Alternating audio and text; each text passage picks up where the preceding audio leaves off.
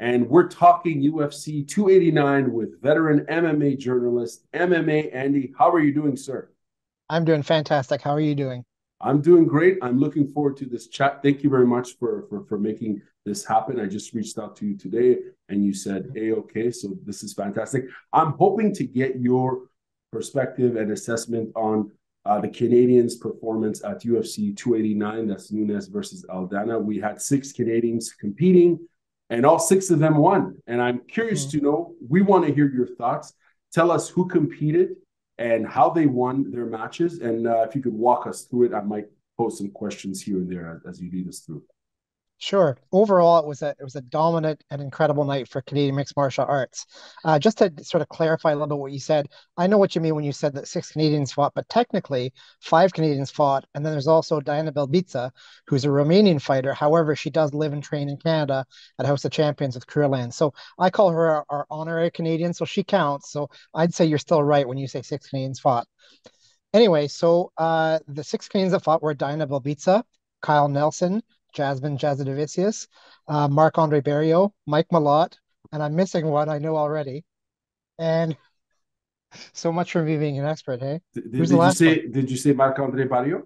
I did say Marc-André Barriault. Okay, Aiemann So Zahabi. Aiemann Aiemann Zahabi. Zahabi. Oh my God, how could I forget that? I feel terrible now. Aimann's such a good guy. Don't please, if Aimon, if you see this, don't be mad at me. You interviewed Uh, him recently, yes, yeah, I did. Yeah, yeah. yes, yes. So across the board, it was fantastic. And if you watch, like I watch almost everything to do with the sport. So post-fight interviews, all the fighters, all the athletes, even non-Canadians said that there was something very special at UFC 289. There's just an air to it that seemed like it was really hyped up and really everyone was happy to be there. It was the first time there'd been a UFC in Canada in 3 years, 3 or 4 years. First time in Vancouver in a long time. Even Charles Oliveira, the UFC champion who's Brazilian, after his event, the fans were going crazy for him. You saw him outside in the arena, outside in the hotel. They were treating him like a rock star. So just the city embraced this whole event and everybody who went there had an incredible time. So to the fight specifically, Oh, Diana Bel sorry. If I can interrupt there, in terms of because you're talking about how Vancouver really embraced this event. Mhm. If can you give us a little bit more context as why you think they really, you know what I mean, jumped and on this event and really celebrated it so much? Because we tend to, maybe I have a bias. I live in Ottawa, Mhm. Ontario, and I think that Montreal is the heart and soul of all things combat sports, and that's on eastern side of the map. But as you're saying, we've got fans all across this country who love combat sports, and Vancouver and British Columbia, of course, they have their own promotions out there, and they love MMA. What do you think led to this, huge celebration for this event? Well, to you're right that you being from Ottawa, you think that Montreal is the heart of mixed martial arts, and you're absolutely right. However, in Ontario, Toronto is the heart of mixed martial arts. Every region across Canada, they think they're the heart of mixed martial arts in Canada, and they all have a claim to it. And it's not really, where I'm concerned, it's not really a competition. Mm. Combat sports do really well in Canada. They always have, and I'm guessing they always will. Now, Vancouver specifically, I would just have to generalize and guess. I didn't attend, I wasn't able to, for work commitments. But I think it's just a combination. It's still the end of the pandemic. Pandemic looms mightily over people's minds and hearts. There was a lot of things that were held back from the population during that time, including the UFC, including mixed martial arts, and it's still just coming back now. It's also the start of summertime. People are finishing school, all that kind of stuff. So I think it's just all culminating in a perfect storm, a perfect time. People were just ready for it. Plus a lot of Canadians fighting. So it was a prime opportunity for all these people to just go there and enjoy it. For sure. And I'm just reading here that the attendance was just over 17,000. They had 17,622 people with a total gate of 3.8 million. So that's a huge win, obviously, for the UFC and for the city of Vancouver. But sorry, please continue. I interrupted you there, and I might interrupt you a lot in this A good interview. host always interrupts. Cheers. Okay, so first off, we had Diana Belbiţă. So she is from Romania, and if you saw my interview with her when she was in Romania, she was the Romanian champion, and she thought she was. Well, you asked me to pardon your language, so I'll ask you to pardon mine. She thought she was queen shit there. She ruled the roost. She was Romanian champion. She was kicking everybody's butt. And then she had a really opportune moment where she met a man named Alain Halmagen. Now, you might know him as Crew Alain, and many people might know him as Crew Alain. He owns House of Champions MMA in Stony Creek, Ontario. Now, he is really well known in the MMA community. You'll see him on UFCs all the time as a cut man. He corners fighters. He's a bald guy. You'll recognize him. His jersey always says Crew Alain on the back. And for those of you fans who don't know, Crew is an honorific to it's almost like if you've heard sensei in Japan, Crew is for Thailand for Muay Thai. So Crew, it's an actual accreditation that means he is an authorized and basically a good actual Muay Thai teacher. So he's not just a fly-by-night guy. He spent a lot of years in the sport. Anyway, he encountered Diana Belbiţă in Romania, spoke with her, and he invited her to come to House of Champions. And ultimately she went. And when she did, her story is that she walked in the Romanian champion thinking she didn't have anything to learn.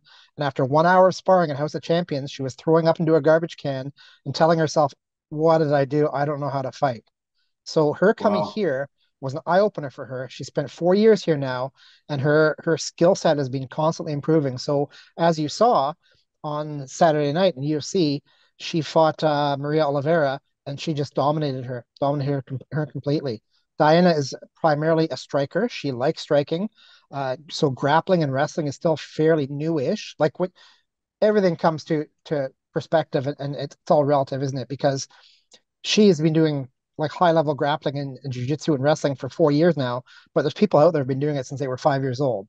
So she's Mhm. still essentially a rookie to the sport, but she's taken to it really well. The whole southwestern Ontario area, they're really wrestling heavy. Those of them who can, there's a lot of opportunity, and she's really embraced that. So she was jokingly saying in the post-fight press conference for UFC 289 that she didn't know why Oliveira was trying to hug her. Why hugging me?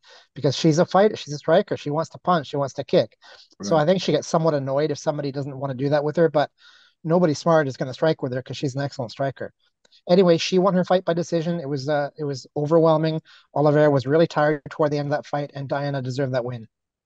Do you think she made a big statement overall? Obviously, she won, but beyond that, do you think she won in a way that really presented her skill sets and elevated her brand? I don't think a big statement, no, because when you say things like that, big statement, that typically means things in combat sports. So a big statement is a vicious knockout or a wicked submission. So those are the type of things that make statements that make people think of people. Now, she still did something that was really notable and impressive. She survived a fight in the UFC. Well, I take that back. She didn't survive. She went 3 rounds with a tough opponent, and she won the fight. Now, Mhm. that in and of itself says something because you have to be skilled to win a fight against a skilled opponent in the UFC. But making a statement, I don't necessarily think it made a statement, and I definitely don't mean that as any disrespect to Right, her. It's right, not right. it's not. It's just there's fighters out there that make statements, and if you want to ask if that was a statement, I'd say no, that probably wasn't. But Mhm. it definitely means she's still improving and still getting better.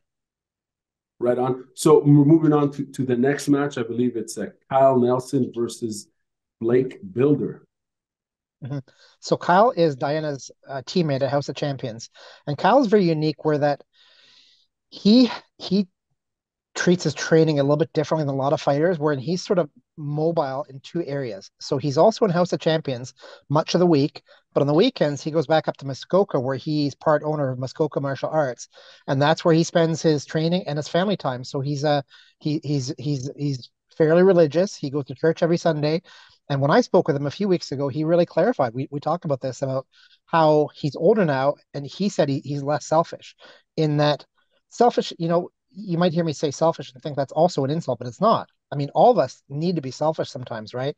Whatever you do, I don't really know you personally, but whatever you have in your life at times, you need to be selfish and take care of yourself. And Kyle's way of being selfish is he makes family time. So Mm. Sundays are for family. He spends time with his kids, his beautiful wife. They go to church. And then so you might see a lot of other fighters are out doing like hill sprints on a Sunday or something. Kyle's just he knows what he wants and it's working for him. He's doing really well. That was a really impressive performance. He had Blake Builder on the ropes. Kyle was looked absolutely. He's probably looked. I think that's the best he's ever looked in that fight. So good, so good. What's his background in terms of martial arts? His original, like, which style did he start in first, and how did he navigate to become a full, complete mixed martial artist? Well, I can't say what he started with first, but I just know that he's really wrestling heavy. So he's an excellent wrestler, and that was his base. So, I didn't ask him that in detail his childhood, what martial arts he took. So I don't really know for sure, but he's an Mhm. excellent grappler. He's turning out to be an excellent striker too, as you saw. Right on. Okay, so we're moving on to the next match. We have Aiemann Zahabi versus I can't even read Auricularing, Auri. Sorry, go auricularing, Auricularing. Okay, auricularing. tell us It's about this. He's from China, I believe. Yeah, he's from Mongolia. He's Mongolia. Okay, okay, Mongolian murder. And let me okay. tell you something why this is so funny right now. So when I interviewed Eamon last week, our roles were reversed. So I start off by saying, Eamon, how do you say this guy's name? And I was like, and I was tongue twisted and I couldn't say it. And he started laughing. He said, I call him Ricky Ling, Ricky. So please watch that. It's just actually really lighthearted and really funny. Right So on. coming into this fight, Ricky Ling had never been knocked out. He'd never been, I don't think he was ever dropped. And Eamon, wow, pow, just right cross, dropped him, knockout, beautiful, incredible, impressive performance. There's not much more to say to that. This is a legit fighter from Mongolia. And if you've never seen Mongolian wrestling, it's really interesting. They have these harnesses on their shoulders and they grab onto it and stuff. They're really strong. It's like you've probably heard the phrase something similar to there's nothing like wrestler strength or farmer strength, something Right, similar.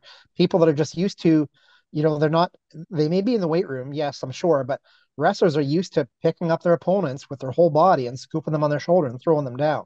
right. So they just developed this incredible core strength, and that's what Auricularing had. But Eamon didn't get a chance to show it. Sorry, Eamon didn't give him a chance to show it. Eamon just smashed him. It was really impressive. It was that he certainly made a statement there right That from the get go. that Would is you a say? statement. That is a statement. Absolutely. And I was just looking at Erengiling's profile here on Wikipedia. He's from Inner Mongolia, which Mm. is technically it's an autonomous region. It's mainly people that are of Mongolian ancestry, but they're living in China.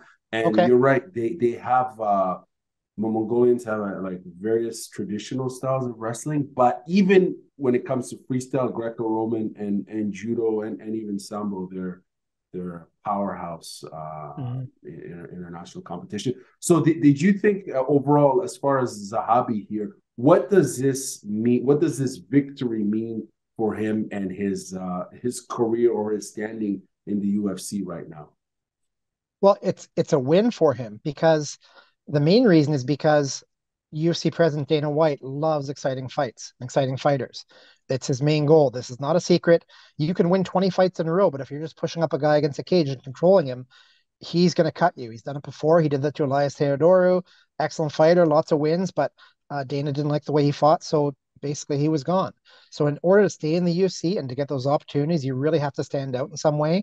You can do that by guys like, say, Cody Garbrandt or Conor McGregor, where they sort of make themselves the topic of conversation. They say outrageous things, or you can be an excellent fighter. Now, those guys are excellent fighters as well, which helps. But Eamon just really put a stamp on that opportunity. And it doesn't hurt that his brother Faraz is the owner of TriStar MMA in Montreal, which is, well, without a doubt, one of the top two gyms in Canada, and arguably one of the best in the world. So Eamon's already got that pedigree, Faraz has got that pedigree, and Eamon's got it via proxy, and the whole team is still fantastic. Like people, they don't see George St. Pierre as much octagon wise. Like he's still very active in social media. In fact, he's really turning on the Jets. He's all over the place. But people forget that TriStar without George St. Pierre is still fucking TriStar, man. Like they're Mm-hmm. incredible. Their whole training, their support staff, everything is excellent. Faraz is a world class thinker when it comes to strategy for mixed martial arts, and Eamon himself he's a very conscientious and very cerebral fighter. So you pick a topic. I don't even know. Pick a topic that interests you. Go ask Eamon about it. I'm sure he knows something about it.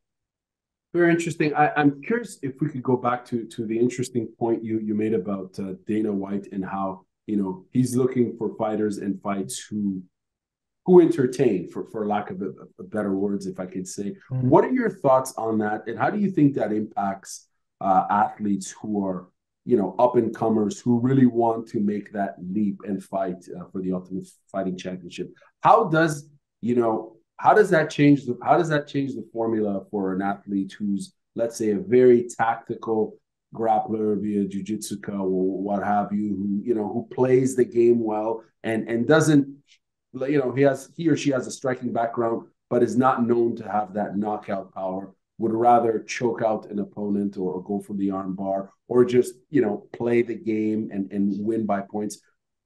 How do you think that impacts the landscape for fighters when they know that Dana White wants entertainment? Because we as fans, let's face it, we do want spectacular knockouts, incredible grappling and submissions and so on. Well, I can give you a brief answer. However, if you want a more detailed conversation, this in and of itself is a multi-hour conversation. It's really complex because it brings up all sorts of questions. Like, I'm not making any statements here. I'm going to ask questions. So let me ask you, is the UFC a sport? It's sports entertainment. Well, why do you say that? What makes a sport? Legitimate competition between competitors, who are professionals, well trained, and capable at demonstrating their skill sets. I guess that's kind of like, we could say the same about amateur competitors in non-Olympic or Olympic combat sports, right? They're amateur athletes. They're out there chasing medals. They want to make the podium and so on. We could say the same thing about professional mixed martial artists, but I think that the formula there is different. They're there. I say sports entertainment. I know that's a big umbrella statement, but like, it's entertainment. It's equal sport, equal entertainment. They're out, they're out there selling events and showing us the best of what professional mixed martial art is. So I don't have an answer for the question I asked. I have thoughts on different aspects of it. So this is I kind of led you astray a little bit. You realize that. Sorry. But so the UFC, like, they're the big dog in the block. Everybody wants to fight for the UFC, but they don't have all the best fighters. There's excellent fighters in the rest of the world that do well in other organizations. Bellator, PFL, they're all coming along. Don't forget ONE FC, that takes up over half the world's population right there, and views for mixed martial arts. So for me, what it all boils down to is a sort of regimented ranking structure that is overseen by people outside the promotion. So whenever you take a look at like other sports, you don't have like that one sport league saying who's the best, whatever and whatever. You have people outside, like a group, like determining who's the ranking system, who's number 10, who's number 1, and therefore you can determine who should fight who. Now the UFC, and I'm not judging them, like, it's their sport, it's their event. It's their event. They can do whatever they want. If they want to put the number 3 guy against the number 14 guy, because that makes sense, and that makes, might have more pay-per-views, then that's all, that they can do that. And I wouldn't even argue that's wrong. Like, they have to do. They're very successful. They're kicking butt. I mean, I don't know if they were the only sport league. They were the only sports organization, but maybe one of the only ones that persevered through the pandemic and kept on going and found ways to make sure that people were able to compete safely. So, like, don't get me wrong, I absolutely love the UFC. If it weren't for the UFC, I wouldn't be here, I'm sure. But some people conflate the UFC with mixed martial arts, and the UFC is not mixed martial arts. The UFC is the UFC, and it's a part of mixed martial arts, but mixed martial arts does encompass the whole UFC and everything else. So anyway, this doesn't really have anything to do with Canadian fighters. It doesn't, but you're asking from the top if you wanted a more detailed or more simplified. I'm all for, I appreciate the details, and I think anyone who's listening to this probably appreciates that as well. So feel free to dive into it more. I know it's a big philosophical sort of conversation, but it's fascinating, man. I mean, like, yeah. This whole sport versus entertainment, and I mean, with the Conor McGregor, an element to it, who is the biggest draw, I think. And anyways, I don't want to get into that topic. Let's move on to the next fight. Sure. Up next, we have women's flyweight with Jasmine Jasudavicius. Yes, tell us about this match. She fought Miranda Maverick. I don't know if you know this, but Jasmine has a big old set of balls. She said that in a video. I think I saw it on your Instagram account. If you want to plug your Instagram account, but by the way, please do. I'm sure anyone who's watched who's watching this knows it Well, already. thank you. I appreciate it. So, for those of you watching, my name is Andy Cotterill, and I don't know if your viewership is from outside of Canada, but in Canada, we're kind of famous for, and people joke with us because we say a lot. Like, how's it going? What are you doing today? And A is spelled EH. So instead of mixed martial arts, MMA, my website is MMAEH for the Canadian MMA. So MMA Andy, I've got Instagram, Twitter. I just started a TikTok last week. I've got a YouTube channel. So and on Facebook. So across the board, I'm MMA Andy, and you can find me. And I cover all sorts of stuff. And yeah, I had interviews with I think all the fighters last week, leading up to the event. Except for Marc-André Barriault, but the rest of them I did. And Jasmine, it was probably my most popular YouTube short that I've ever had. It was like last count like 5,000 views or something. Wow. When I asked Jasmine the question, I said, why did you take this fight with Miranda Maverick? Because coming into this, everybody thought Miranda Maverick was a tough stone cold killer. It'd be a tough fight for Jasmine. And that's what she said. She laughed, said, because I got a big old set of balls. And she started laughing. And she has more than a big old set of balls. As you watch the fight, she's got skill and talent and grit and determination. She's got the total package. So Jasmine manhandled Miranda for 3 rounds and won that fight. Well, I'd say the first round it was even-ish, but rounds 2 and 3, Jasmine definitely manhandled Miranda and took that fight from her. Right on. Can you tell us a bit more about Jasmine in terms of her background and how long she's been training this, that, and the other for those who might not be familiar with her? Yeah, I'm not sure if you're leading me to this question because you know the answer, but it's pretty interesting. I So know. Jasmine, Straight up. Tell me about her. So Jasmine should be an inspiration to any of your viewers watching who are later on in life and want to get into MMA, even just for fun, but think they're too old. Jasmine didn't start training until she was late 20s. I don't quote me, but I think 28, 29, maybe even not 30. I think it was around 28. Wow. So Jasmine met a guy, just like girls sometimes do. Mm-hmm. And that guy, one day she thought was cute in real life, happened to be named Chris Prickett, and he was the assistant wrestling coach at Brock University, which was the perennial Canadian university champions for years and years for both men's and women's wrestling. Chris is also now co-owner of Niagara Top Team. So Chris got Jasmine into MMA. Chris went out to Prince Edward Island to spend time with a guy, an MMA fighter out there named Jason Sago, and Jasmine went out on a road trip with him, and she watched Chris train with Jason, and she got on the mat. She was game, and she tried it, and she fell in love right away. So from that time, in only a few short years, Jasmine went from complete, never punched a punching bag, never did a submission on anybody, to undefeated amateur 4-0. I don't know what her record is now. She's got 1 loss, but she's kicking butt in the UFC, and she's making a statement. She's definitely making a statement. So Chris says she's the best female fighter in the world. Wow. I mean, that's yet to be determined. I mean, but she's on the right track. He made that statement that she's the best fighter in the world, female fighter in the world. He told me that like 3 years ago, so he knew. Wow, yeah, very interesting, very interesting. So she won by unanimous decision, and we'll move on now to the next fight, which was Marc-André Barriault versus Eric Anders. Tell us about this match and Powerbar, please. It was an even fight, and these are the kind of fights I like, especially when you have an announcement of 2 fighters and you kind of do your pre-fight analysis and you take a look at them. I thought going into this fight that either guy could win. I think a lot of people felt similarly. When you take a look at betting odds, which I don't really pay much attention to for the most part, but I do anecdotally look at like betting odds to see what other people are thinking. Even then, nobody was favored to win extremely, extremely much. Like most people thought this would be a close-ish fight, and it kind of sort of was. And I don't know if it makes sense, but it was a close fight, but it wasn't a close fight because it was a close fight in that they were both really strong. They both did well the whole fight. Neither of them were in a real threat of losing. Neither of them were in a real threat of winning. It was just a really competitive fight where the 2 guys beat the crap out of each other for 15 minutes. And at the end, Marc-André just did more. It was definitely a valid win. He won that decision for sure. What do you think about him in general as a professional mixed martial artist and so on? He's been in the UFC now.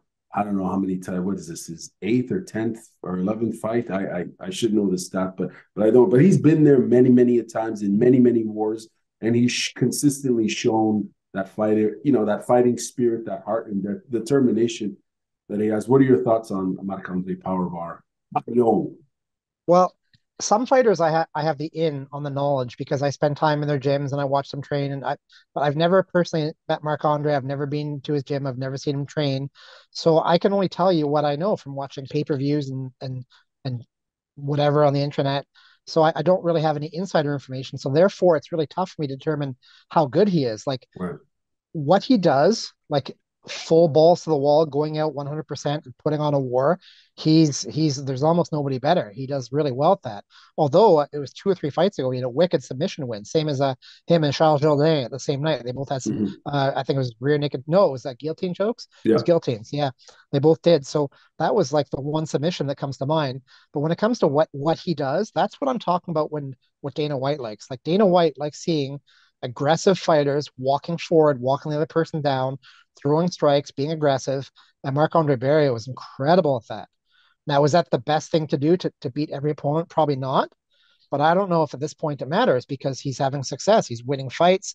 People like him. They bring him back for another fight. So it's working for him. It totally is, and the fans love it. I think the Canadian fans, mixed martial arts fans in general, I think can appreciate that fighting spirit because this guy. You know what I mean? Like he is going to go and give you That's it. 110%. That's it. You know. Yeah, and I mean, it's. I think there's a sense of respect for that fighting spirit. I say fighting spirit. It could be heart, fighting spirit. It could be determination. It could be who wants it more. But no, it's entertaining and people love it. So we'll move on to the last match here. We've got your boy Mike Malott versus Adam Fujit. I don't even know how to say his last name, but please correct me. You did it right. That's fine. No, Mike is one of those guys. I've had the privilege of knowing him since he was 135 pounds in Nova Scotia.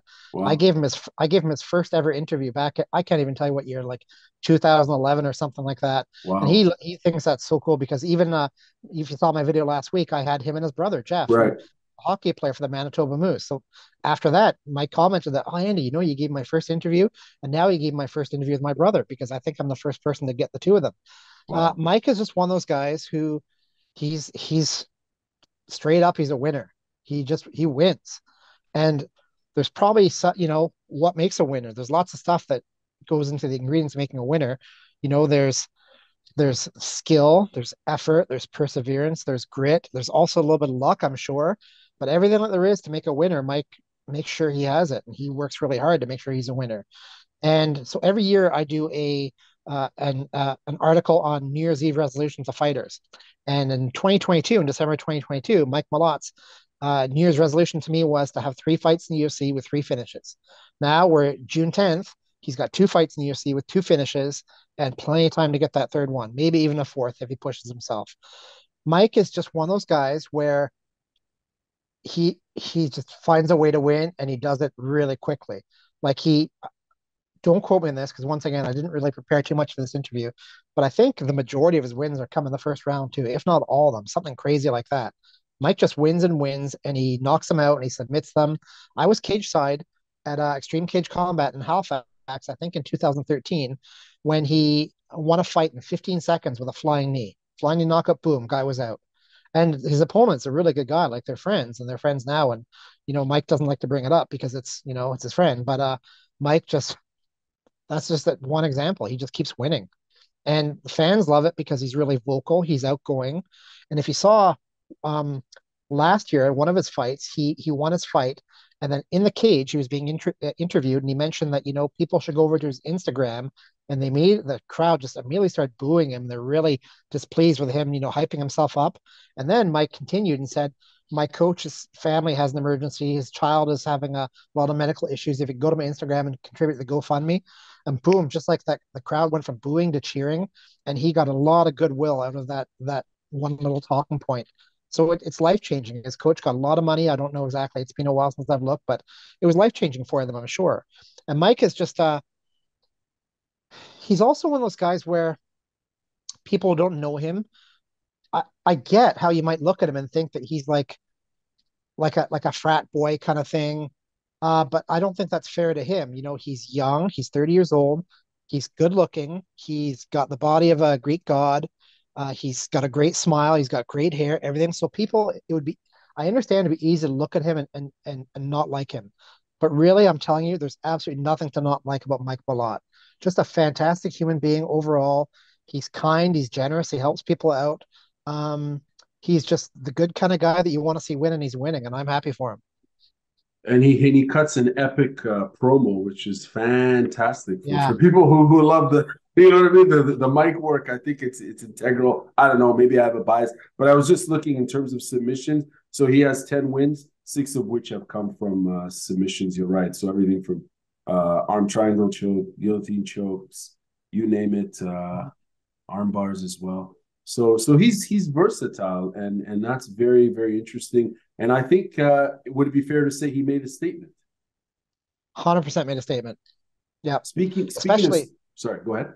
No, you go ahead. I'm sorry. No worries. In terms of the statement he made, obviously he made a statement with that fantastic guillotine choke, but he also cut an epic promo, kind of, making the highlighting the fact that Canadian MMA is here, and it's representing, and obviously 6 Canadians, 5 Canadians plus one, fought, and they all won, which is fantastic. What did you think about his statement in relation to Canadian mixed martial arts in terms of professional fighters at the UFC? I would have to see exactly which statement that you're talking about because he's made so many, but he's right. Like I've seen him speak half dozen times at different outlets after this event, and mostly what I saw was him just saying, Canadian MMA is here. You need to pay attention to it.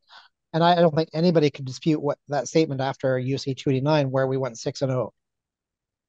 Right. I was mainly talking about the post fight. In this in the octagon, he was basically highlighting the fact that Canadian MMA is here, it's representing. But which leads to this next question. Actually, I'm really interested to hear your answer in regards to this question. Feel free to go into lecture mode if you need, and get into as many details, because you've been covering mixed martial arts, Canadian mixed martial arts, since 06. Correct me if I'm wrong. 2006. You're a veteran MMA journalist. You've been writing for Sure Dog, ESPN, and so on.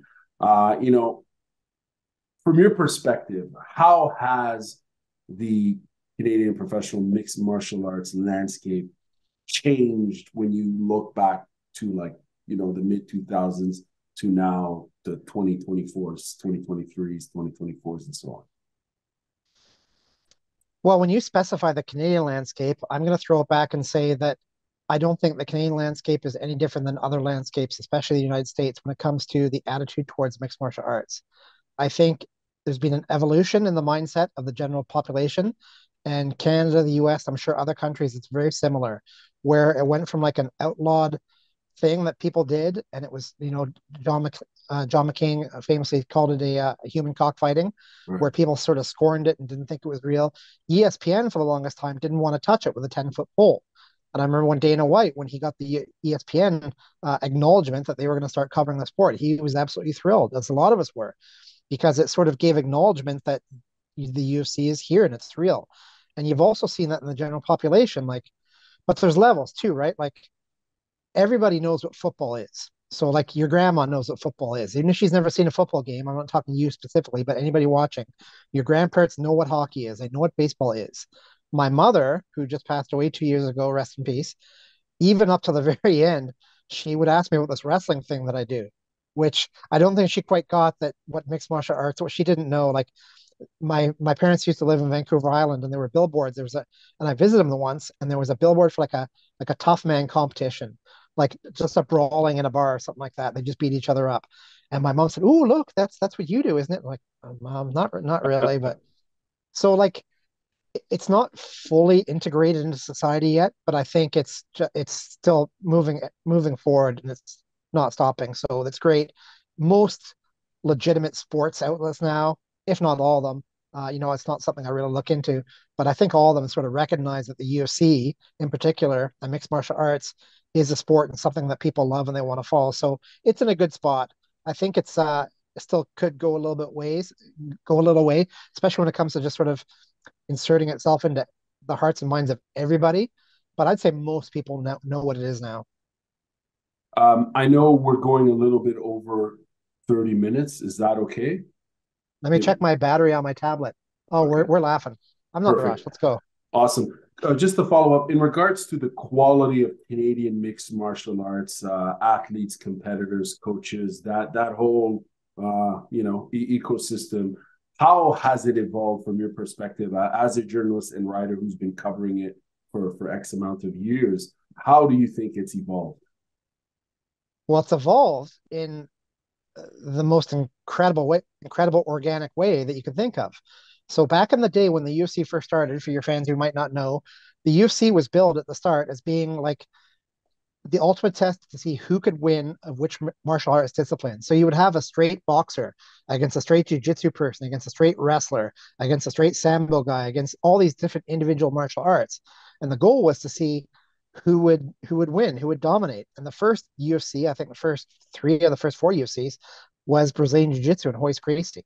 So that's a whole different story once again. But what's happened with mixed martial arts over time is that mixed martial arts and what the UFC did in bringing this sort of to the light and bring it to the eyeballs of people was it showed them that so much of the stuff they saw before and they trained was BS and it didn't really work. And so what's happened now is so many martial arts now have integrated some type of, I'll call it mixed martial arts, but integrated stuff from other disciplines into their art because you can't just sit there and like say Taekwondo, for example. I love Taekwondo. It's incredible, but Taekwondo is just kicking. I think you're allowed to punch now and again. I don't really know the rules for sure, but for the most part, they're known for just their kicks. What happened when Taekwondo fighters fought mixed martial artists, they realized, wait a minute, this guy's punching me. And I'm not defending. So they, boom, right there. Taekwondo is not the most effective martial art. I'm not picking on them. Right. It's wonderful, but even high level Taekwondo artists know that mixed martial arts, you take two athletes of equal skill level in their disciplines, the MMA fighter is going to have an advantage. So what's happened is MMA has evolved to the point now where it is a discipline in and of itself. So a lot of people think that MMA is groundwork like jiu-jitsu and wrestling and boxing, kickboxing, Muay Thai, like arms and legs. There's actually a third discipline that you might not think about, but once I say it, you're going to realize, oh yeah, duh. And that is the clinch. So the clinch is when you have two bodies standing up, holding each other, and you're jockeying for position, trying to get underhooks. There's dominant positions and getting the back of the neck. You see that in Muay Thai all the time. That's why Muay Thai is such a phenomenal base for mixed martial arts. So you're seeing athletes now that are starting when they're 8 years old and they're learning the ground game, they're learning the clinch game, they're learning the stand-up game. And you see that evolving in some of these fighters now, like Chase Hooper, like Sean O'Malley. All these guys started off super young. I'd say even Rory McDonald led the way. Canadian Rory McDonald led the way, but it's at a different level now where some of these guys are just they're going to be world beaters, and they are being world beaters already. Very interesting. One last follow up in regards to the same question, but now focused on promotions, professional mixed martial arts promotions in Canada, and that sort of evolution. I think I can think of three major promotions. There are more than three, obviously, but I can think of three that are spread geographically from Eastern Canada. I'm talking Quebec, Alberta, and BC. Two of which are on Fight Pass. But over the years, there's been many. They come and they go. Speak to us about that and that sort of evolution and the importance of having more territories, more promotions for these athletes to fight and represent and progress, hopefully, to bigger leagues. Mm-hmm. So you're right that there are some bigger promotions in Canada, but this is also ever evolving. So I couldn't even tell you now if I sat down with a pen and paper and tried writing down all the events that have happened in Canada in the past 15 years or so, that even the ones I've attended, I can't. There's so many that are no longer here, Right. and chances are that some that are here now are going to be gone in the future. But right now, like we are in such a privileged golden age of mixed martial arts in Canada, where when I first got into this, when I first started following it, I had to go to Chapters Bookstore in Halifax, Nova Scotia, and I would go find Black Belt magazine, and I would go to like three-quarters to the book, and I would read about what happened in the UFC. Like this guy called Matt Hughes, who ended up becoming a welterweight champion in the UFC. I read about him, and that's how I got my MMA news and sort of found out about it. Back then, you'd have to wait like 2 or 3 months for an MMA event, and now these days there's an MMA event every weekend, like multiple ones on the same weekend. I just can't cover it all. There's so much, and this is not a bad problem to have. Like I'm not complaining. Trust me, it's great. Now, when it comes to Canadian MMA promotions, we're also in a very good spot where we have excellent promotions across the country. So in BC, you've got Battlefield Fight League. They made a statement on last Friday night, the night before the UFC. They had an incredible fight card. I think they had 6 title fights on there, and it was a terrific fight. It was a terrific event. So they're doing really well. I can't say them all, but there's Canada's longest running. Can you tell me what's Canada's longest running mixed martial arts promotion and what city is it in? Ooh, the longest running. You probably won't know because almost nobody knows unless you're from there. Can I guess the province? I Sure. or like, would it be Alberta? Yep. It's not unified, is it? Nope.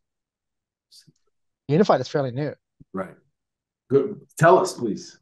So it's actually Rumble in the Cage out of Lethbridge. The Okay. promoter there is Lee Meehan. His son is Jordan Meehan, who fought in the UFC, fought in the Right. Bellator, and you'll see him again in one of those soon. I'm pretty sure, and I'll let you know when it happens. It's one of those shows. It's consistent, it's steady, like 3 or 4 or 5 events a year. They just keep on going. It mostly supports. There's a very strong fight culture in Lethbridge, and Rumble in the Cage provides them with this outlet for them to fight. It's one I love Rumble in the Cage. So there's others. Another really big one you mentioned is Unified. It's really staking a claim right now for I don't like using the word best, but it's definitely the biggest promotion in Canada right now. They were Edmonton based for the longest time, but now they've expanded. They're in Ontario. They had their first show in Toronto in December. I attended that one. It was wonderful. And there's also in Ontario, there's BTC, which stands for the Burlington Training Center. So they put on, much like Rumble the Cage supports the Canadian Martial Arts Center, BTC, it's actually called BTC Fight, the MMA organization, supports the Burlington Training Center gym. So a lot of their fighters are on the card, and they're excellent. This is their 20th card coming up on June 23rd, I think, and they're doing really well. But when you say who's the best, that's a very subjective question. I'm not going to say who's best. I'm going to say they're all doing well, but especially if you can get your event on UFC Fight Pass, like Unified Right. and BTCR, it really opens up their show to a lot more eyes. So people from all around the world can watch those events. And that's where those fighters get the recognition. That's why if a fighter gets a chance to fight on 2 similar cards, the one's on UFC Fight Pass, chances are they're going to pick the one on UFC Fight Pass just because it's more opportunity for them. Another one Yeah. so 2 more that some people are not really all that aware of yet. In Quebec, there's one called Samurai MMA. They just had their 6th event in Gatineau a few weeks ago, and I attended that one. Samurai was on UFC Fight Pass, and let me tell you, Samurai MMA put on a world-class show. It was the number 6 I went to. That was my first one I attended, and it was from top to bottom a perfect show. Mm. Everything was done well. Everything was organized. And the setup, the fans, the beverages, everything was really well done. Fantastic. And we can't forget that in the Maritimes now, coming up is Fight League Atlantic. So they're having Fight League Atlantic 10 in a few weeks. I think it's on the 24th. And they are also an absolutely fantastic organization. Now, where they sort of suffer a little bit is they are in a much smaller market. So the Maritimes is very tiny, especially when it comes to even Ontario. So the Maritimes are New Brunswick, Prince Edward Island, and Nova Scotia. Newfoundland's not actually considered part of the Maritimes. So It's it's not. no, it's not a maritime province. They're separate. It's out there that area, but it's separate. So the Interesting. three maritime provinces, they're just really tiny. But FLA, what they're able to do with their disproportionate fan base is just really impressive. So FLA Fight League Atlantic is owned by Derek Clark and John Foster. Derek is a longtime promoter he's put on submission grappling shows, and he's the kind of guy who is doing this not for himself and not for ego. He just really wants to see the sport and that whole culture evolve, and he's doing Mm. whatever he can. And then eventually, I'm not sure when John Foster came on board for the Fight League Atlantic, but he's a big part of that as well. And their shows are also really well organized. They probably have some of the best graphics in the game when it comes to like leading up to an event. They have all their social media posts. It's really well done. It's really organized. It looks professional. It doesn't look like a little amateur rinky-dink show somewhere. It acts like it's world class, and I think it will be world class soonish. It might even be there already. Like a world class athlete can fight in FLA and not be out of place. They just don't really have the exposure yet.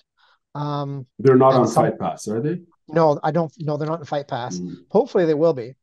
But there's requirements to be on UFC Fight Pass. I don't know. I saw the list on an email once about what the requirements were, but I don't really recall. But it's very stringent to become an affiliate of UFC Fight Pass. Like you have to have certain production values, Right. certain lighting, cameras, all that stuff. It all has to look good for the UFC Fight Pass viewers. So I'm not sure how that works, but Derek is very it seems like he gets around. He talks to the right people. He gets advice, and every time FLA just gets better.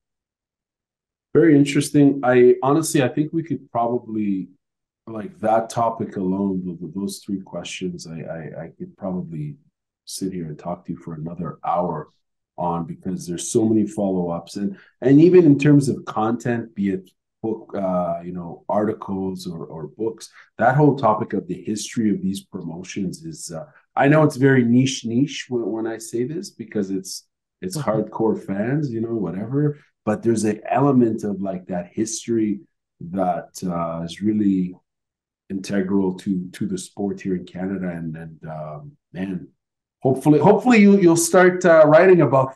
You know what I'm saying? You'll give us a breakdown of all these promotions and It's because sorry, go ahead. it's just so funny you said that because for the longest time I was a writer. Even my email address, my personal email address is andycotterillwriter@gmail.com. But I've come to realize, and you might have noticed this now if you've seen some of my recent social media posts, is that video is king. And I was almost finding myself trapped in that spot where I was like an old fuddy duddy who's not evolving with the times.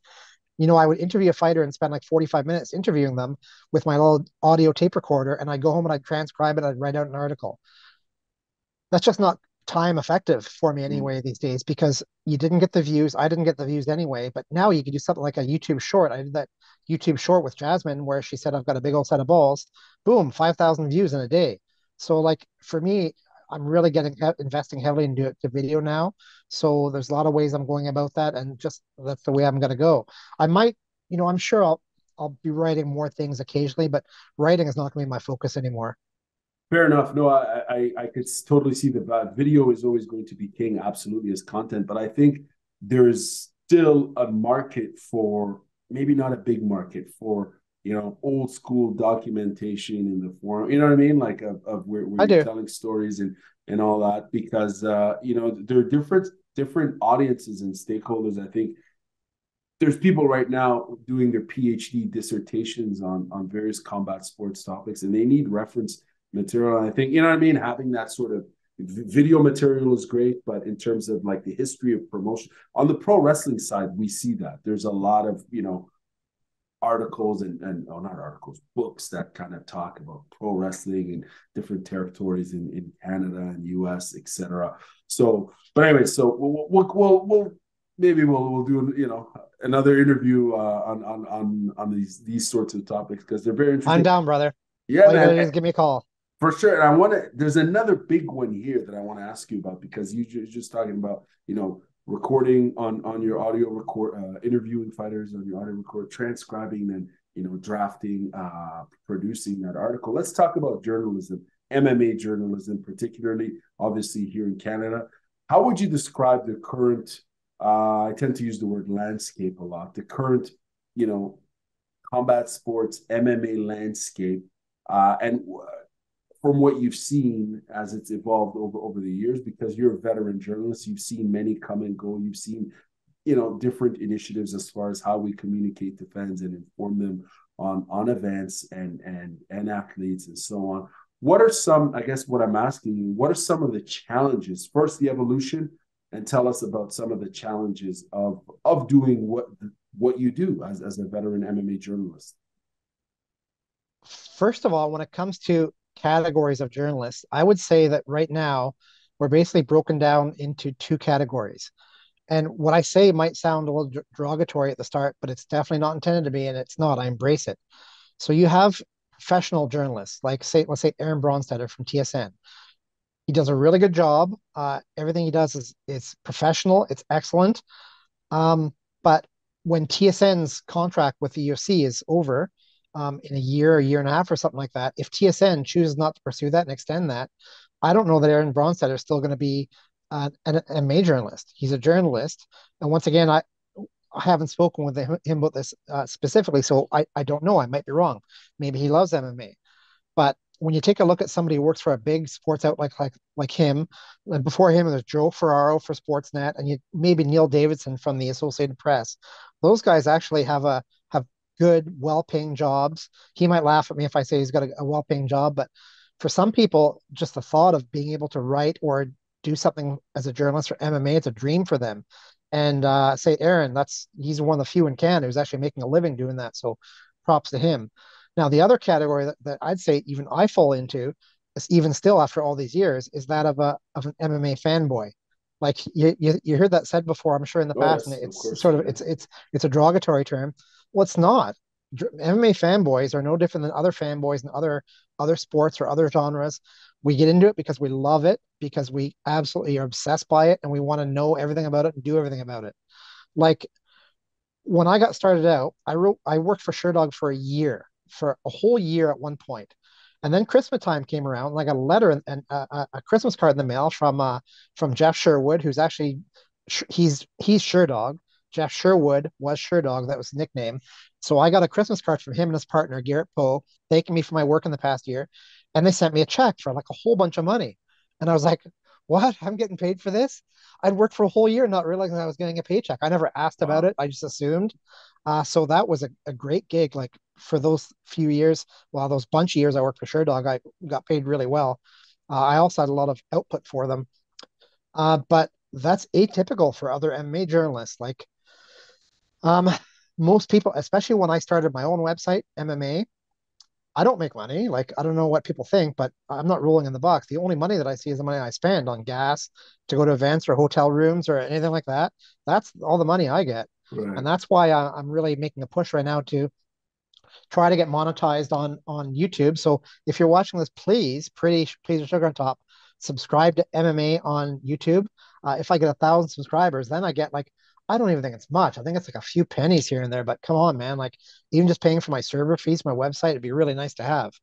So I think when it comes to like my style of journalist, there's dozens of us out there that people they just love the sport. Maybe even they're associated with a gym and they just want to get into it and they start talking.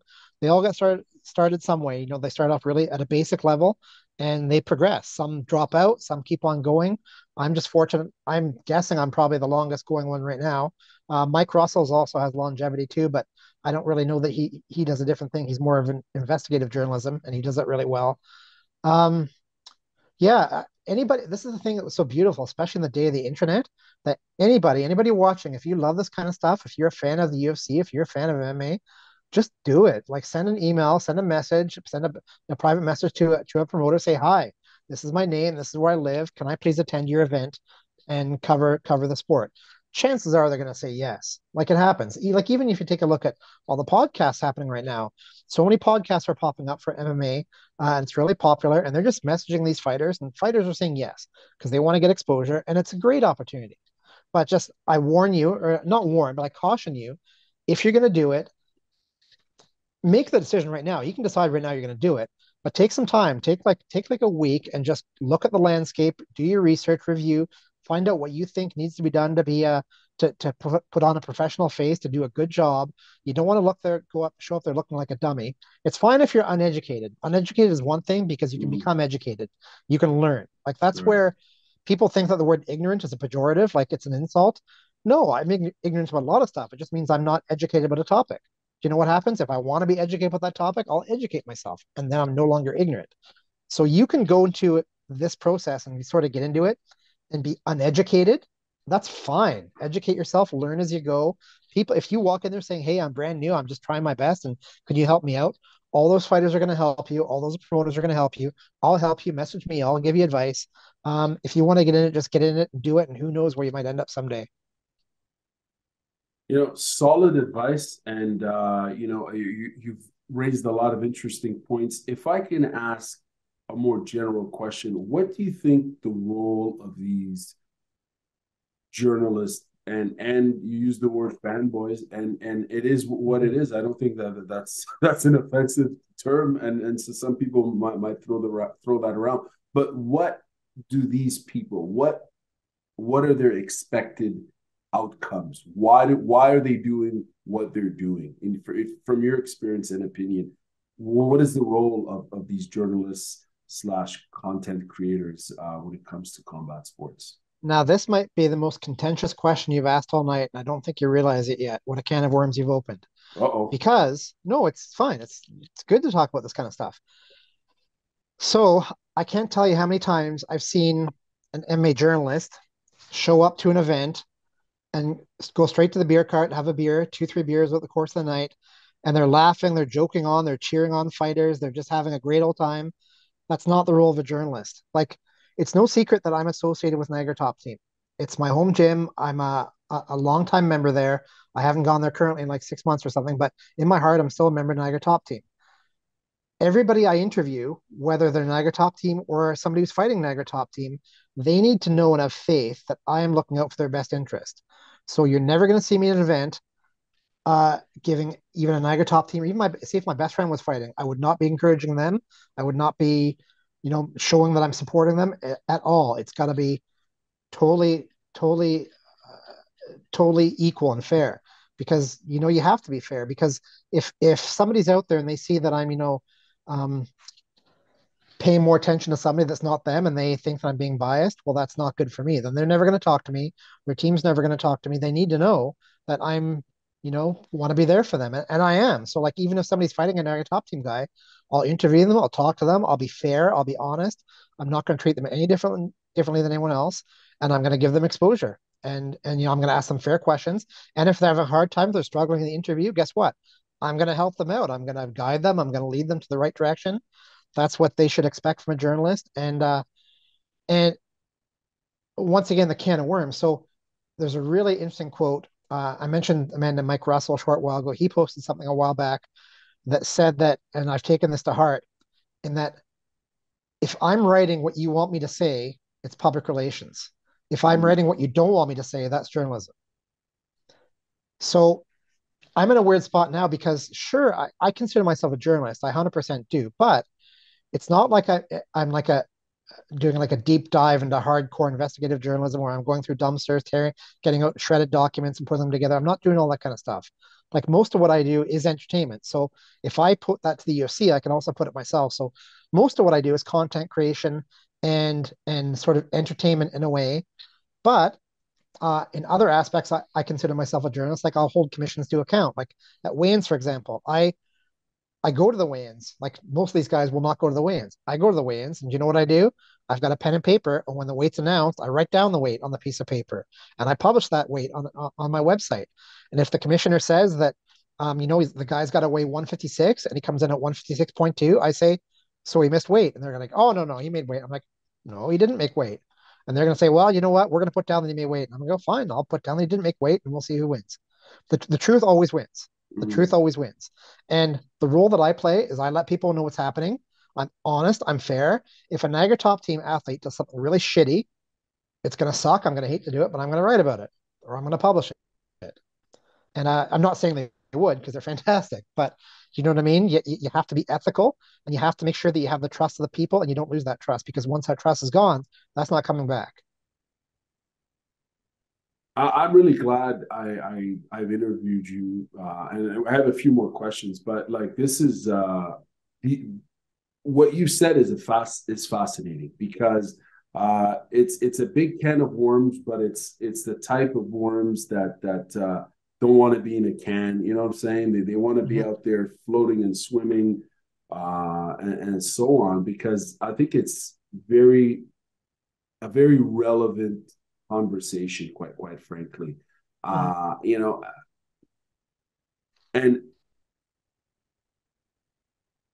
it's fascinating, because on many levels. But one point I want to kind of zone in on, because again, I could this is, first of all, there's not enough. I don't think. Correct me if I'm wrong. I know there's a lot of content floating around.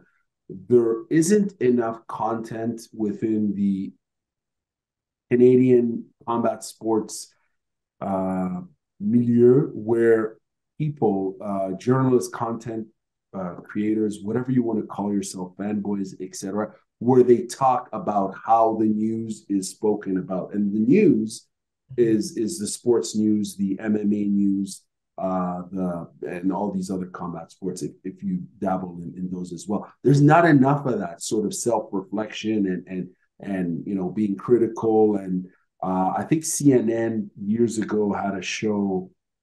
I forgot. I think they still do. It's not. It's I've lost the name of the show, but it's basically a bunch of old school journalists who've been at it for a long time, and all they do is talk about issues around journalism in their field.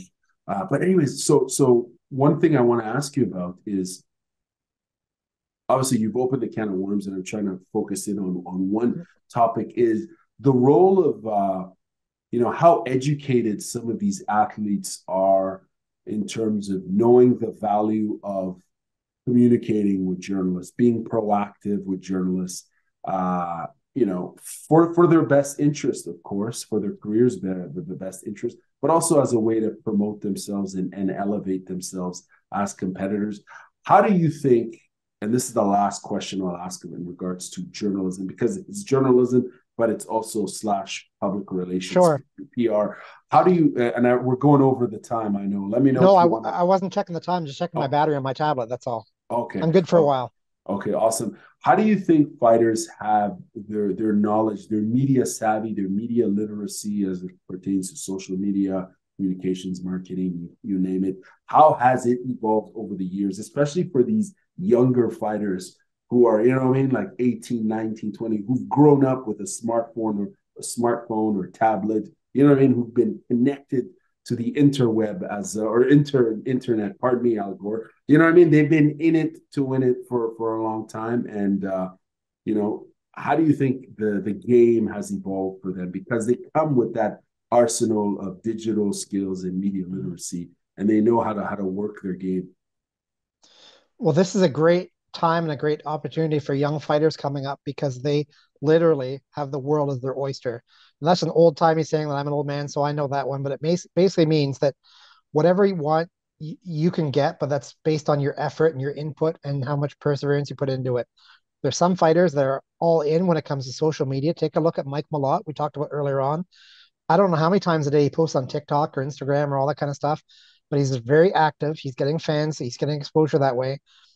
I understand there's a difference between him who fights in the UFC and somebody who's on maybe an amateur or fighting at a regional card in Canada, but you can still do it. And like when it comes to journalism, you really need to seek out your opportunities. So I used to be in the military, and every year we would get an annual appraisal. It's called a PER, Performance Evaluation Report. Everything in the military got one. And when I would write them for my subordinates, I would always write down, well, a phrase I wrote down often was they should seek and create opportunities to improve.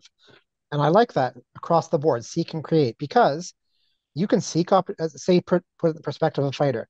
You can seek opportunities to get yourself exposure. And if you can't find any, you need to create opportunities.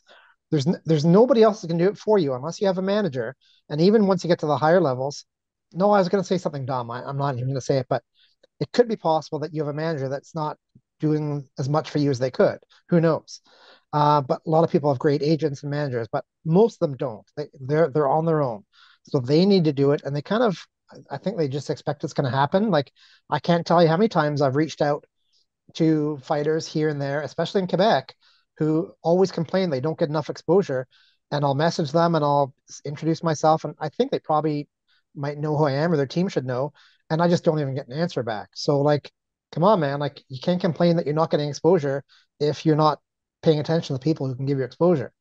Like it might sound a little bit cocky of me. Go ahead. Who the onus is on? Who is it on? The fighter, or is it on you, the journalist, etc.? Everybody's onus is on their own person. My onus is on me. The fighter's onus is on them. Okay. So I can try what I want, but it takes two to tango. So if you're a fighter Absolutely. and you're an athlete out there and you want to get exposure, why aren't you looking for every outlet out there and just putting yourself out there? You have to be Absolutely. judgmental and you sort of have to be careful about who you're talking to because you want to make sure it's somebody respected or somebody who has, potential to be respected. You have to get out there. Social media, if you take a look at once again, I don't want this to turn into the Niagara Top Team show, but look at the past 6 months, their social media, what an upturn. They've acquainted themselves with a guy named Michael Goisman, who is just working wonders for them. He is doing social media stuff for them. He's doing funny stuff on Instagram. Like Jasmine Jasudavicius does these little quizzes where she talks to people and asks them about different fighters and stuff. It's gold, man. It's funny stuff. It's really good. Every fighter, if they want to be successful, if they want to be successful at the highest levels, the sooner they understand that it takes more than just being a good fighter, the better they'll do. Because in a perfect world, you could be 20-0, win all your fights, and be the UFC world champion. The reality is you can be 12-0, 13-0, fighting on the regional seed, and nobody knows who you are. You need to take that action and get it started. And by you, the fighter. Fascinating stuff, man. And if I could just go back real quick on the journalism side, and you're Yeah, yeah. talking about PR and journalism and so on. You know, I for one thing I've realized is there's a real value in and I don't want to take a lot of time on this topic, but I would rather go into a room as someone who interviews athletes and not obviously I'm interested in interviewing coaches, athletes, etc. But I think there's a real value in having that neutrality. You know what I'm saying? And the reason why I say that and communicating it in a way that that kind of might not really come across as friendly, but it's almost in the best interest, I think, of all parties because I don't know. I'll just finish by saying this. I don't know if people know what it means to not to be objective. Like when we look at judges in MMA who assess scorecards or assess matches, rounds, whatnot, they have to be objective, right? In theory, they need to be objective. Mm. And I think, the funny part is I don't think there is a lot of objective journalism and content creation, but the moment you try to have just a simple conversation. And I've had the opportunity where I've had exchanges with some athletes who, are very upfront about their feeling towards their match, to, their own performance, what hindered it, and so on. And I think it makes fascinating and honest content. You asked Aiemann Zahabi that question, and it created, you know what I mean? Like you asked him that question about, tell us something that we might not know about you. Mm-hmm. You know what I'm saying? Like, and I'm zoning in on that one particular clip because it's that one clip you posted. But I watched the clip and I looked at the array of content that was put out there, and you get to understand this guy a bit more. You know what I'm saying? You get to Mm-hmm. understand that he is a father of two twin girls. He's got the responsibility of parenting, but he's still committed to training. And you know what I'm saying? It just humanizes. They're all Yeah. human, of course. It humanizes it, but it almost kind of elevates their stake in terms of understanding their story, why they fight, and why they're representing their sport. Again, we can stick on this topic for another hour, but I don't think we have enough time for that. I want to know in regards to this event, UFC 289 event that we had in Vancouver. Who, in your opinion, out of the Canadian plus one fighters, athletes, who stole the show? Who do you think made the biggest statement? Mike Malott and Aiemann Zahabi Why? because they had finishes. Interesting. No, I'm in full agreement with you. I think they certainly stole the show for the same reason. They stole the show. They had finishes. Pardon me. Now, in terms of you told us that you're training out of Niagara Top Team. That's your dojo. Tell us, and we as fans know about that gym, of course, because they've produced a lot of success. successful competitors and athletes. What's their formula for success from your perspective? What is it about the gym that produces all these great fighters? Well, what do you guys do? What's your secret solution? Well, it's not me. It's not my, like you say, when it's what's your solution? It's not my Right, solution. right. I'm just a lucky recipient of it. When you take a look at a gym that is successful, they have one thing in common, and that is a positive culture. Mm. And the positive culture at Niagara Top Team comes 100% from head coaches Matt DiMarcantonio and Chris Prickett. Between the two of them, they set the tone of the whole gym. They set the attitude. They've got the skills to back everything up. They're really good at coaching. They have their own strengths, their own things that they focus on. And between the two of them, it's just really nice to watch. They do a great job. They care about their athletes. I know a lot of coaches care about their athletes, but I'm not sure. Maybe that's a question you should ask them why they think they're so successful. But everything just works out perfectly. Chris, as I mentioned before, he was a wrestling coach at Brock University. Chris is there's a difference too between a coach and an instructor. There can be a difference. Now, some coaches can't really instruct, and some instructors can't coach. Chris and Matt can do both. They can really make sure that an athlete understands the concepts behind the moves that they're doing and what's important. Follow up in terms of they do a lot of wrestling there. Obviously, they have a wrestling coach who's an assistant coach at the Brock. Yeah. So Not anymore. It used to be. oh, Yeah. used Yeah. to be. Okay. How important is wrestling in terms of well, that's a dumb question. Obviously, everyone knows it's an important base and It's not a foundation. dumb question because I don't know who's watching. Who knows what the skill level of the people watching? It's not no such thing as a dumb question, really. I was in the military for 30 years, and trust me, there's no such thing as a dumb question. Wrestling, you can be successful without wrestling, but wrestling makes it much easier. And when it comes to Niagara Top Team specifically, it's a foundation of their success. Especially when you take a look at the wrestling practice on Mondays and Thursdays, that room is packed full of excellent wrestlers.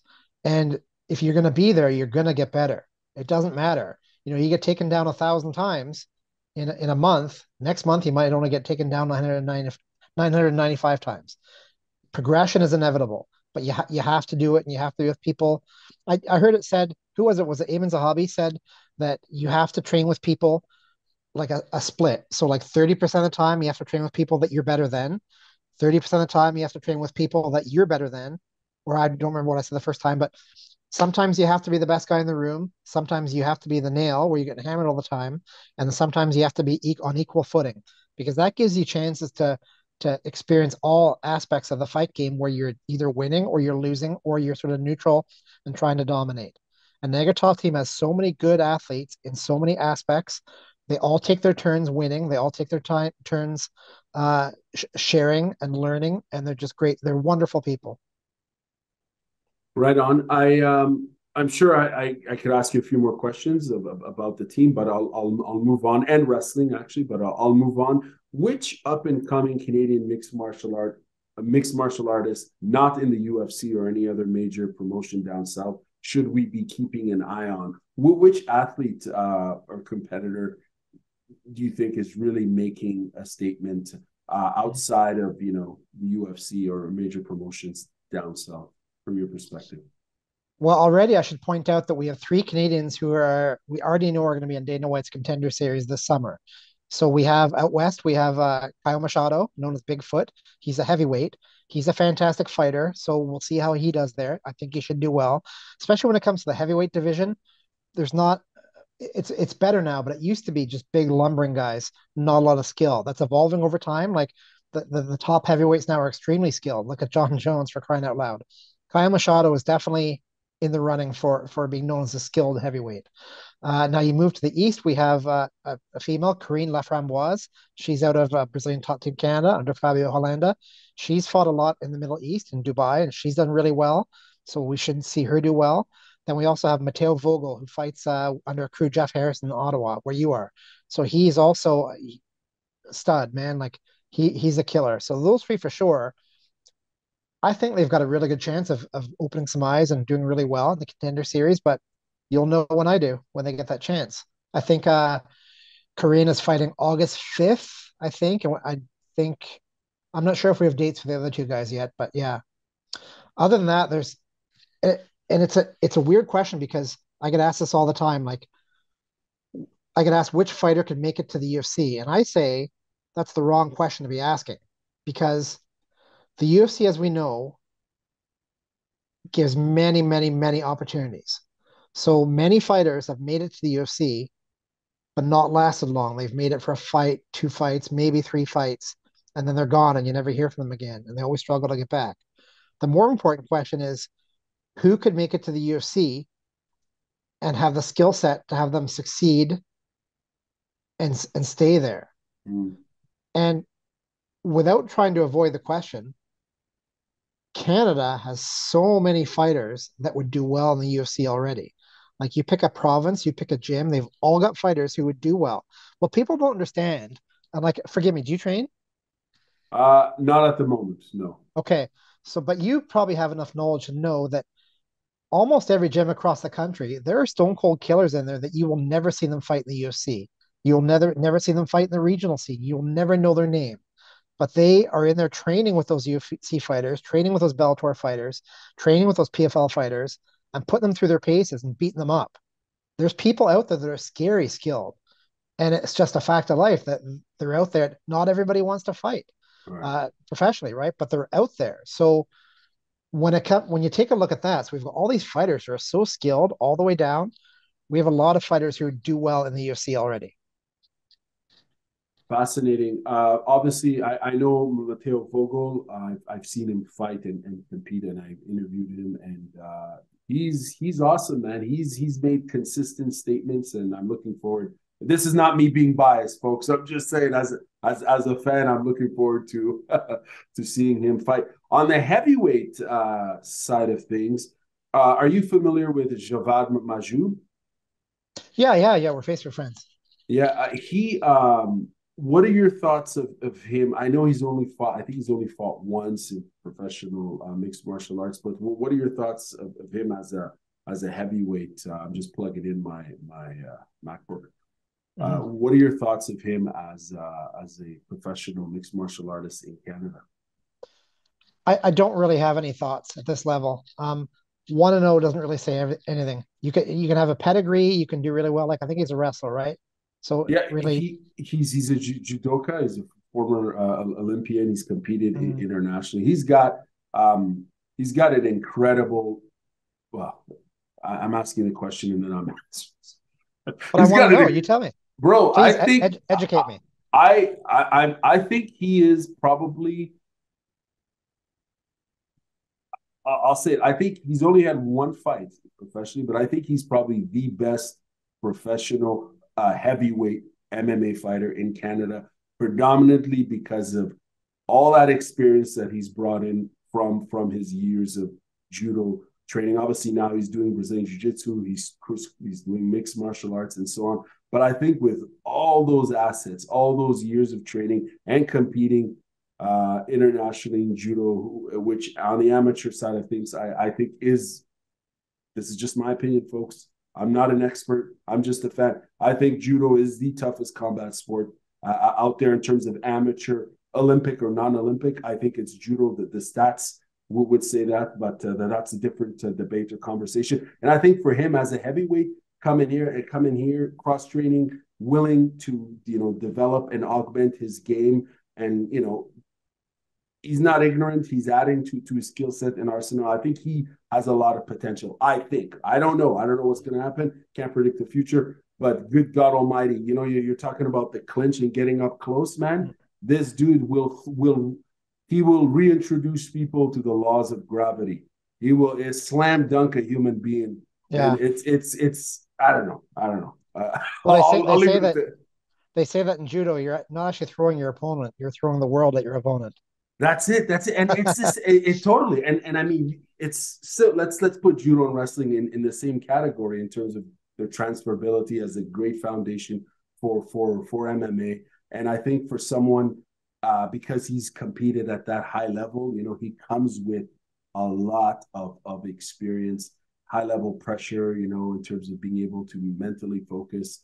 You know, it's similar to wrestling. It's a tournament format. You know, you get injured, you gotta endure with all that. Anyways, that's a different topic. Sorry. So I'll give you a little bit of a caution, and this is a Okay. trap you're falling into right now. And you Yes. may very well actually be proven to be right at some point. Like he might be outstanding. Who knows? But um, at that level, it doesn't matter his accomplishments in judo. I Yeah. mean, let me explain that.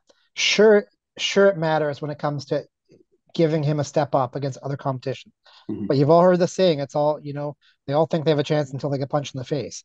Fighting is not Absolutely. judo. Judo is not fighting.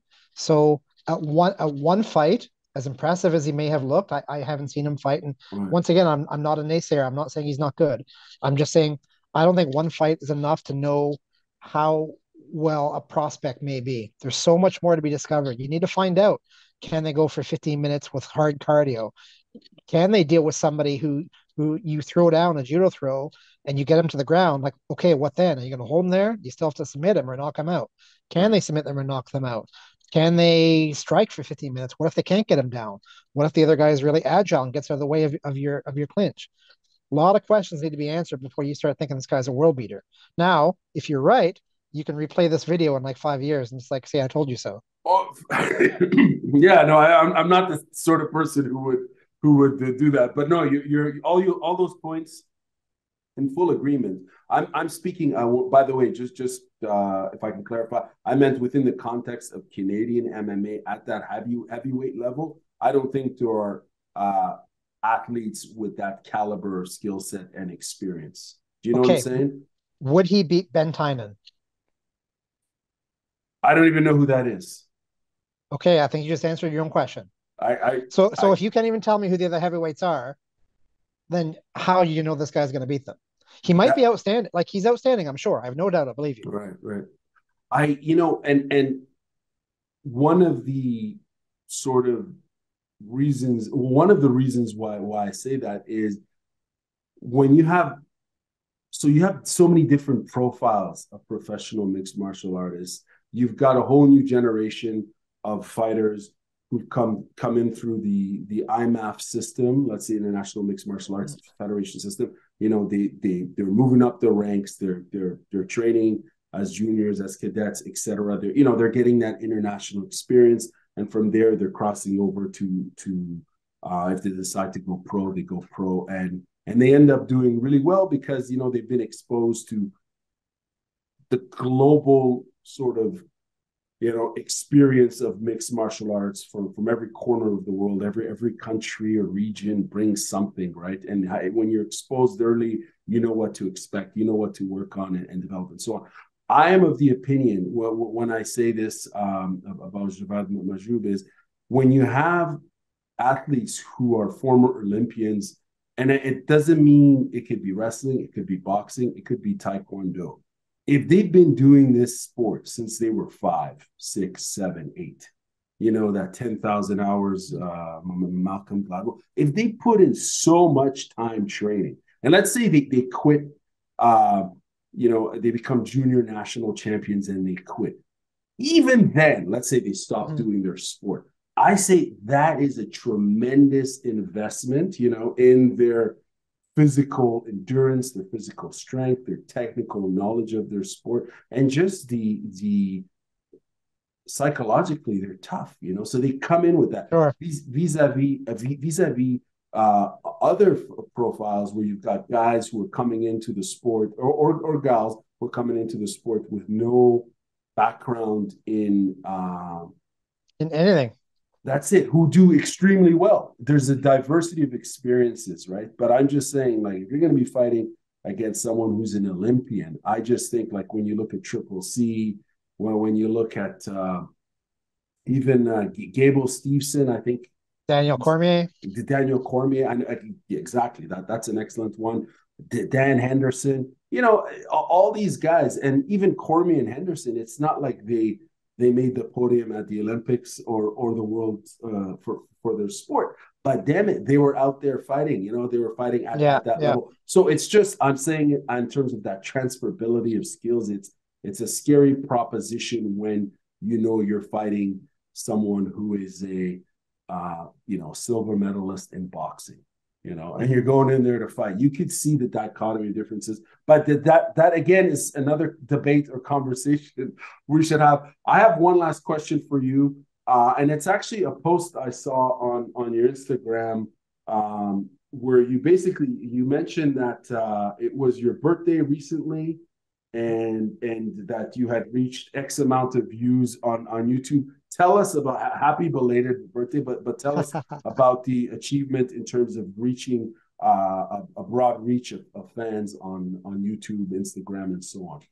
Well, thank you very much. And first of all, if it didn't come across during the start of the interview, I got into this because I loved it. And I don't think I've necessarily been the smartest when it comes to expanding or growing the channel for doing everything required, especially when it comes to like like getting Google ranked and all that kind of stuff. Like I almost didn't even care if people went to my website. I just like having the website and updating it, but I didn't really do what I needed to do. And a month or 2 months ago, I really turned a corner. I just said I really need to start doing something about getting exposure and getting my name out there. That's where I made that decision to start doing more video. So I had a YouTube channel for years when I was in Halifax, but if you read I clearly read my bio on my website because you mentioned some things. So my first website was hacked years ago, and I didn't do anything for about 5 years. I was down. So during that time, my YouTube videos went dormant, and I couldn't even find them on YouTube anymore. I thought they were gone. And then lo and behold, I found they were just in my YouTube and my profiles. I had to activate them. They were on private. So I activated them, and that prompted me to start making more videos. And that's where my sort of video obsession has come about in the past couple of months. So I just all of a sudden I got this email on June 10th saying, congratulations, your videos on YouTube hit 30,000 views on my Wow. birthday. It shows on Wow. June 10th. And then plus on Instagram, I've also made a more cognizant effort to be more active. Like I'm attending every event you can imagine. I'm doing every post I can imagine. I'm, inviting athletes to be collaborators. I'm doing all sorts of stuff. I'm doing better graphics. I spend so much an inordinate amount of time on YouTube watching videos on how to do better graphics for YouTubes and shorts and all that kind of stuff and Instagram, and it's paying off. So I just hit uh on your I've got a professional account on Instagram. I don't really know what that means other than that I selected professional. Like I think anybody can have one. And I'm not sure if all Instagram accounts are the same, but mine anyway shows me how many views, or views isn't the word I use, like how many impressions. Right. And I hit the most I ever had usually was like 10,000 in a month. Like I'll call it views. But this past month, in the past 30 days, I've had, as of today, like 54,000, maybe even more since Wow. we started talking. So Wow. that's like a factor of five. And that was like 11,000 views just on Saturday, UFC 289 Saturday. So, it's encouraging. It makes me happy to see that. Like it makes me think that people actually like what I do and they follow it. And I know that I've always had um I know that the fighters and the fight teams have always appreciated me because they give me all sorts of access, which I appreciate. But it's good to see that the numbers are actually reflecting how much work I'm putting into it. Now, what I really want to do, as I mentioned, is I want to get to 1,000 subscribers on YouTube so I can start to get monetized, which, Right. like, once again, at that level, 1,000 subscribers, it's the matter of pennies or like a few, $2 or $3 or something. But I got to start somewhere, man. So that's what I'm aiming for right now. That's awesome, man. Congratulations, man, and continued success. And you deserve it. You're a veteran in the game. You've been at it since '06, and with this momentum that you've generated, it just goes to show that you just got to keep feeding that content machine, right? You got to keep feeding Yeah. and getting as many interviews done, and you've got your style and your approach. And it's interesting too because I think there's a demand for this content as far as representing all the different voices as far as mixed martial arts goes. It's a big country.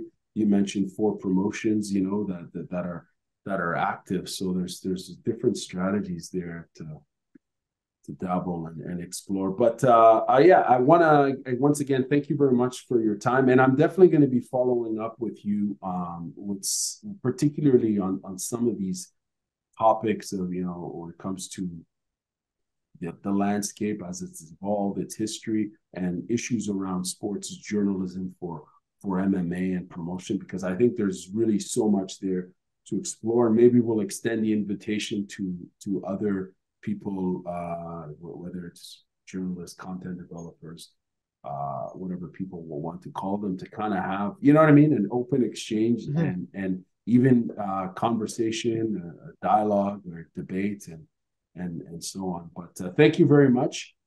I'm gonna end it here, but I want you to stay on for 1 second. So Sure. And before you hang up, you're so say, do you have anything else you want to add before we go? oh yes, is there anything else you want to add before we go? Thank you for Sorry. asking, Gary. Well, because you asked, I'm actually planning right now my own YouTube studio that I'm creating, and we'll be starting a podcast some point later on the summer, probably not till August or so. But it's Okay. gonna be an in-house podcast studio with the whole setup, all the lights, all the Wow. professional cameras, all that kind of stuff. So I already have my first, 3 or 4 subjects planned out. They're all on board, and we're all doing that. But at some point, even just this conversation with you, I thoroughly enjoyed it. Wonderful conversation, great questions. I appreciate you. So I know at one point, hopefully, you'll be able to make the trip down to Niagara, and we'll get you in there, and we'll have a nice long chat. I would love to, man. Thank you for the Okay. invitation. Definitely. Yes, absolutely. All right. All right. Thank you very much. And we'll be chatting soon.